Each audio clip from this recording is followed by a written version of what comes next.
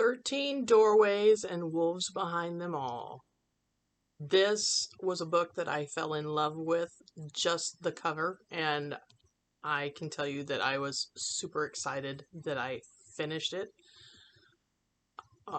This is the story of Frankie and her siblings, but basically it's about Frankie. Her mother died and her father left her and her siblings at an orphanage. Now, this is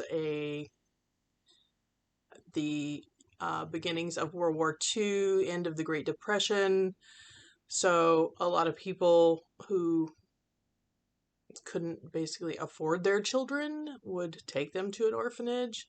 In Frankie's case, her mom dies and her dad takes her and her siblings to the orphanage.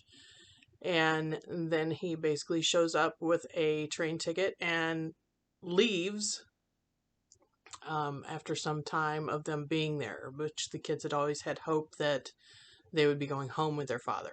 And their father does actually take the older brother because he's old enough to work and he's a boy.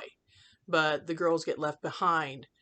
Now, something interesting about this book is that it is not only Frankie's story, but there is also a ghost who is observing things that are going on, and she's trying to unravel her own demise, or basically why she's even there to begin with. And it's one of those, if you don't admit what happened, then you don't have to admit you had any fault or that you were a fool. So a lot of these, she does run into multiple ghosts as she's going along. You have a two-part story here, and I just loved the concept of this, and it didn't really come off like a spooky, ghosty story. It was more you were witnessing these two lives as they went on. One of my favorite spins, or one of the favorite lines that came actually out of this book, was from the ghost, and she says, "I will admit I do not know the answer, but I will be watching and waiting to find out." That's what ghosts do. So she is invested in Frankie's story, but she's also kind of trying to make her way as a not a new ghost, but as one that's really starting to realize maybe there's something more than being a ghost.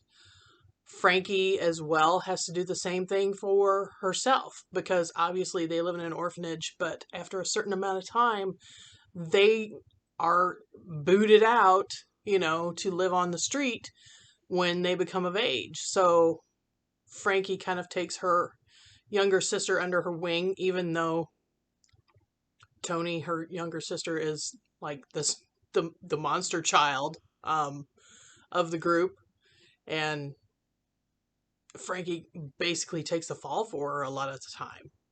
But this is it's a nice historical fiction. I don't want to say that it's completely historical fiction. It falls in kind of a realistic fiction category, if you will. I mean, minus the ghost, but you are kind of getting a look at her life instead of just, like I said, it's not the ooky spooky ghost kind of book. So I suggest you give it a try. This is definitely for people who are fans of like Ruta Sepetys, who wrote The Fountains of Silence, Salt to the Sea, things like that. It really has that, that feel that it's a real place, and you're just caught up so much in their lives that you kind of find yourself being a part of that point in history, and I definitely would tell you to give it a try.